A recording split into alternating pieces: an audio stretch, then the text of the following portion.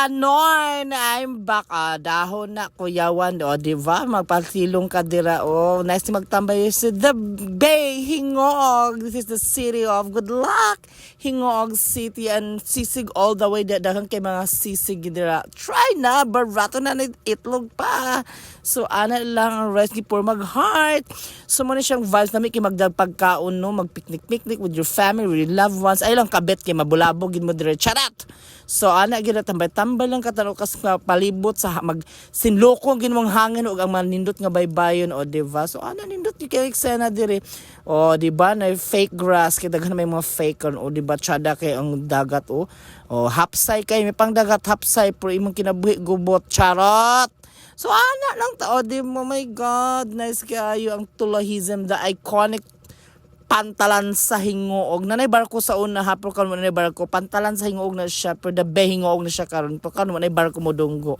O ana na lang kita diri o tsada kay mag chill. So mo na pagmanhili kita mga public areas no. I-maintain na tong cleanliness. So katong Claygo kita clean as you go. Di kay mag go lang mo diya nga hugaw kayo. So ana lang ta mga kabag the Bay Hingoog. For today's video nakita mo dran 3C's Edros homemade ice cream. So it's so yummy. It's at 25 pesos. Lasang lasa yung creaminess talaga. There is a yummy factor. Swear to God. So kung managi mo din sa pantalan mo ng area niya dira. Dali lagi pangitan mga alas 5 kapin. Pero sa gabi na siya. You need to try kay yummy. Gid siya mangitaw nga ice cream yummy.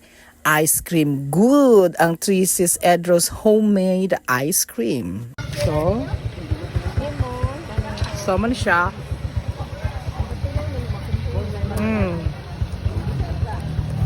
Salamat sa ice cream.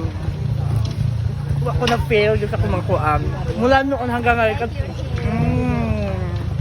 Dragon fruit o guyabano. Ma-feel mo guyabano no in fairness. Asa lapit ang location? Kung magkaon mo din, narami diri sa kuan dira o. Pantalan sa Hingoog. Dali, hindi makita niyo o. Oh, naray ang pangalan. Homemade yun si ate nagbuhat. Dili sa store gibuhat balay mo ng homemade. Charet!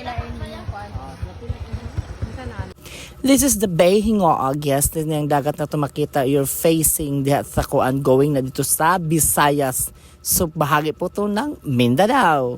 Yes, munang Talisayan ang dahil sa likod mo ng Camiguin Island. Ang likod pagkita na muna na ang Cagayan de Oro City. Yes, of course, this is a city of good luck. Hingoog City. Chill, relax, and enjoy. And give the best memories as we can. Only here in Hingoog City ang pahayahay sa pantalan. Pero ngayon, the Bay Hingoog.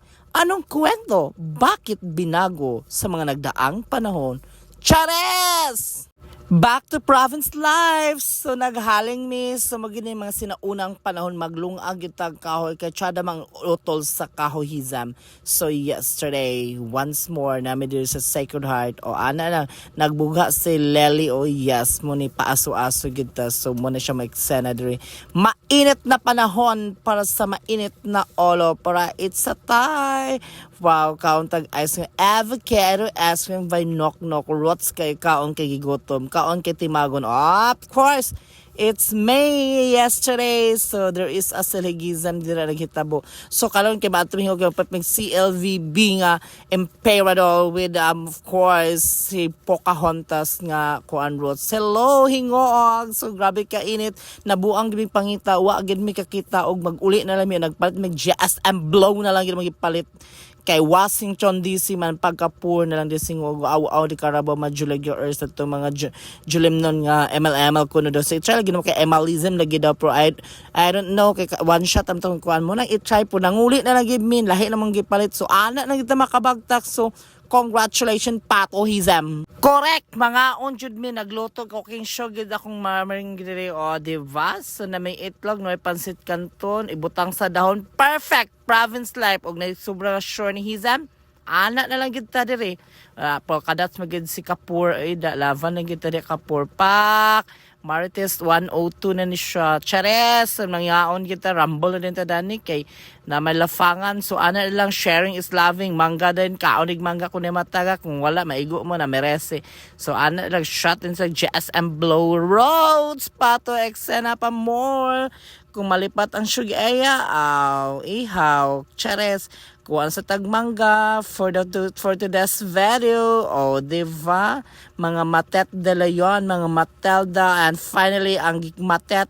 Here we go! Slicing na! Nuaka na this!